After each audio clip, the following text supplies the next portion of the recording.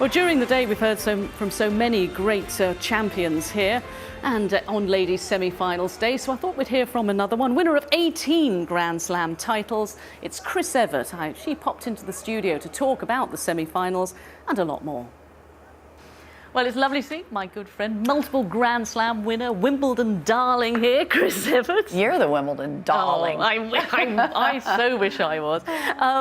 Great to see Jo Konta doing so well here, isn't it? And but today just couldn't find the answers, could she? Came up against a Venus Williams in top form. I mean, I don't think I've ever seen Venus play that well on the grass court. As far as, I mean, she had so much power, but she was so consistent. I mean, even when she won it and she was #1 in the world, she made a lot more errors. She's much more consistent now.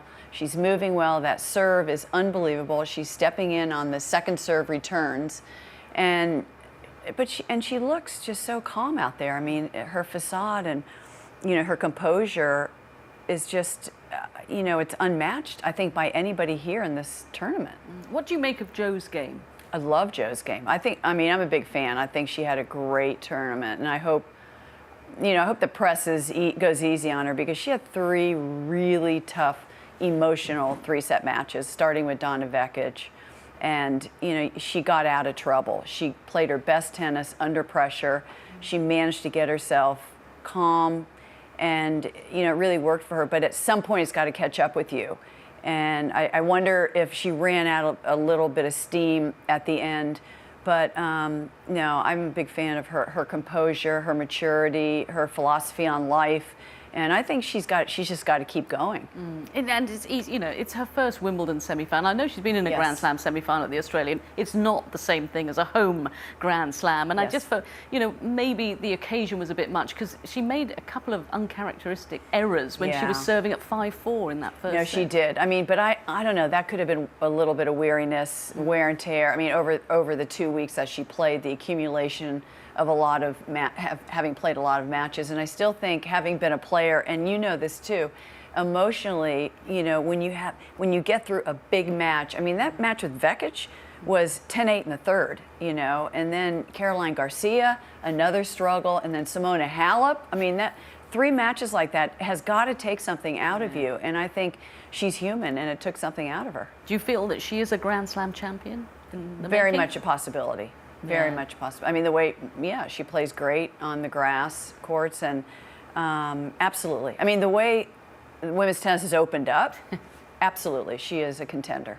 Did you ever think you'd see Venus play that well again? No, we're just talking about it actually in the ESPN green room, and we thought maybe 3-4 years ago she had it, because she was really getting tired in her matches. She was making a lot of errors. She just didn't look happy out there.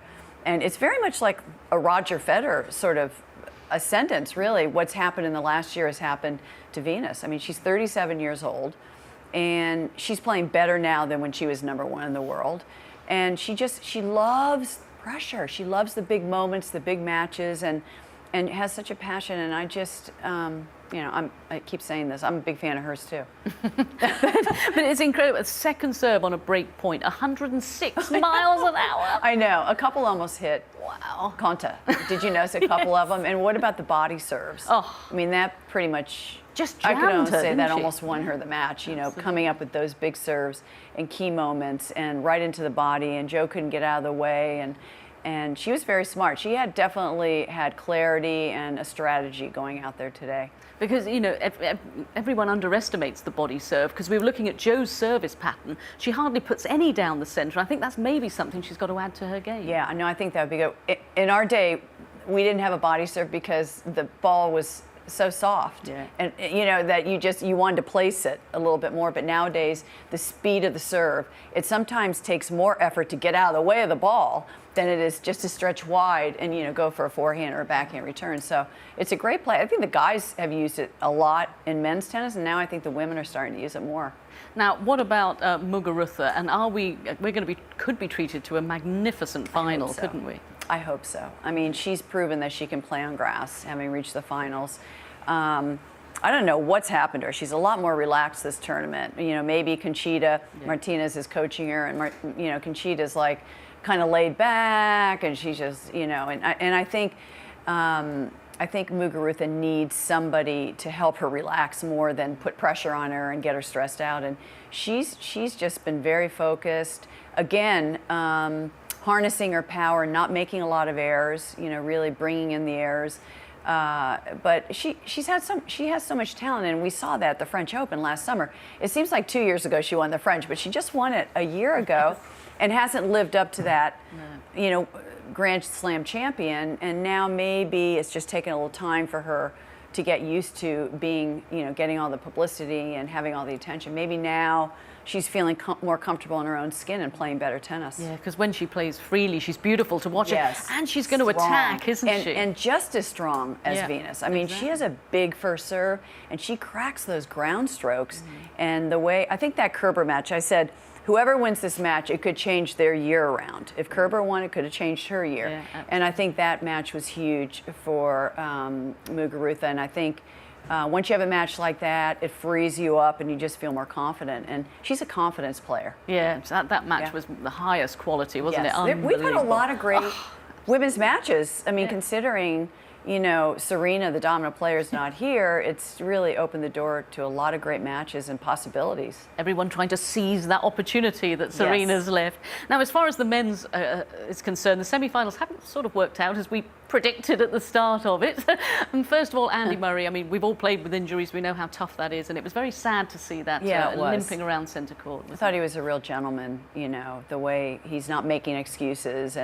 But I mean, that last year, 2016 Davis Cup and the Olympics, and playing a full schedule, playing right up until November, trying to get that #1 ranking, over Novak. I just think he was a little burnt out coming into this year, and he's never really gotten that fresh feeling. I just feel he needs a break. I mean, I briefly read in the newspaper that he's talking about taking some time off. I think he does. I think he needs to take time off. I think Djokovic needs to take time off, and I think when you get to a certain point in your career, whether it's being 30 years old or whether it's being on the tour for 10 or 15 years, you have to start to reevaluate your schedule and limit your tournaments, because it's not humanly possible with how athletic the sport is and the wear and tear in your body that you could just keep it up year after year after year. And if you've got an injury, you've got to get it right before you come back. And he's got to listen to the doctors, and listen to the doctors. Absolutely, he has, because you can't really play at this top level nursing an injury. No, I mean, again, the power in the game, just the way it affects your body, and the athleticism is so much more than it was 10 years ago. It's at its highest level. But I mean, there's a lot of pressure from, pressure from tournaments, pressure for accumulating more points on the circuit, pressure from endorsements. I don't know. There are a lot of outside pressures, but at some point, take a break. And look what it did to Roger Federer. Exactly. I mean, it's a no-brainer. Look what it did to him. Yeah, but I've got to have your thoughts on Sam Querrey. I mean, he's one of the sport's nicest guys, isn't he? And I mean, and he took his chances, didn't he? I mean, he's playing his best tennis ever, surely. Yeah, I mean but he played his best tennis last year too. When he had the upset. So I think the same. Yeah, but Novak wasn't quite. Yeah, I mean, he wasn't really in the ballpark that day. But beating. That's true. But also just the manner in which he played. He seems to be moving better. Yeah. And he seems 6-1, 6-1, fourth and fifth sets looked like he was a Wimbledon champion the way he was playing. I mean, with the big serve. And you're right, because big guys don't always move well. But he was covering the court really well. I loved his backhand, especially. He was really right on target with the backhand. And he is the nicest, most unassuming, humble guy.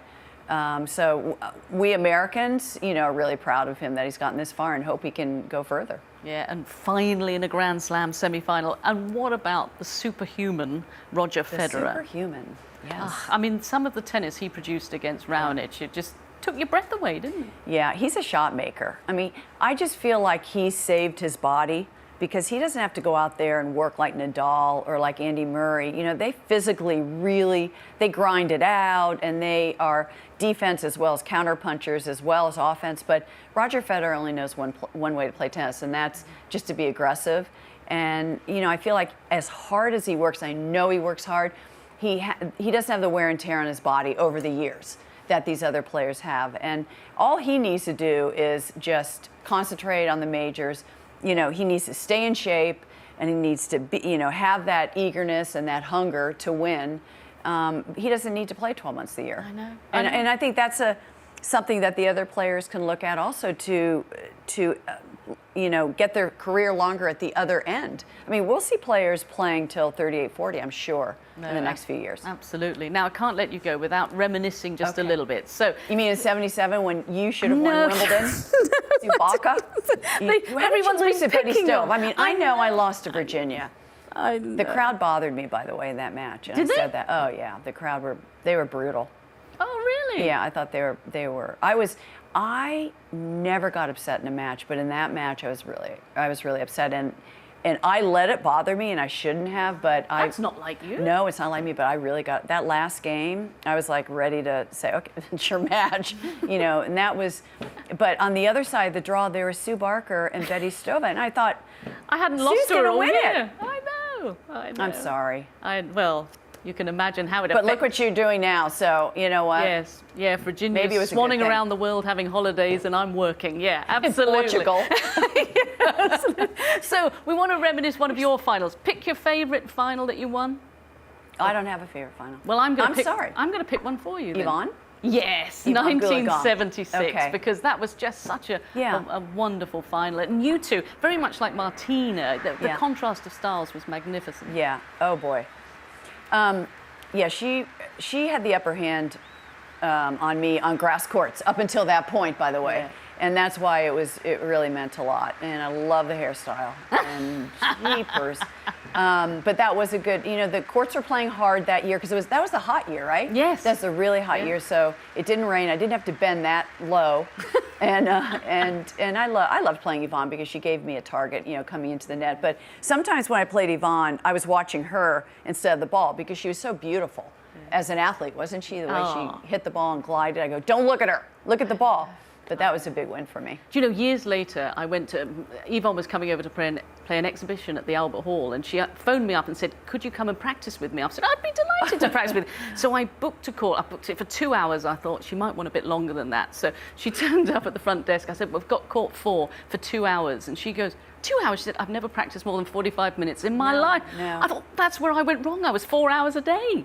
Yeah, that's like Roger. And again, I'm not picking on Roger like that. He's not putting in a lot of hours, but he can put in 2 hours the way that Nadal can put in 5 hours, because they're shot makers and they're so physically talented and gifted, unlike us. I know. We had to, dredge our way hitting ground drill strokes. after drill after patterns drill. and oh my gosh.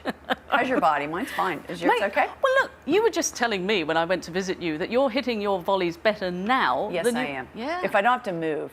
But it's with the new rackets and strings, I think every old timer's hitting their volleys better. But you're playing every day. With 10-year-olds or 12-year-olds. Let's not exaggerate. But anyway. And you're not playing at all. I'm not playing at all. I'm not playing. I snapped my Achilles playing one time, and the surgeon said, I'll see you back in here again if you carry on playing. So I thought, well, that was good. That was kind of lucky for you. That was kind of lucky for me. Because do you know what? I was already, when I was playing out there, when the ball was coming, I thought, and it got short, I thought, right, I'm going to run up there and I'm going to hit it cross court. No, I was running up there and barely getting to it. So the brain could remember what to do, the body wasn't following. You think you're 18 again. I know. But by the way, everybody, Sue Barker had the biggest forehand in the game. I mean, remember when Steffi Graf had a big forehand? Sue Barker in our era had the biggest forehand in the game of tennis. God, really. You moved well, too. Oh, you got backhand was a little dodgy. Okay, backhand, second serve. Okay. You got the check in the post then. Thank you very much. You're welcome. It is so lovely to see you. Nice. Thank you for inviting me. Oh, well, I know because we missed you in the studio last year, but hopefully... You had Pam Shriver, but that's okay. You picked her over me. Oops. No, but we'll... Oops. But the final, will you join us for a little bit during the final? I'm going to try. We have breakfast at Wimbledon, but I am going to do my utmost to try. For you. Oh, thanks so much. Okay. Lovely, Good Chris to see Evert. you. Good to see you.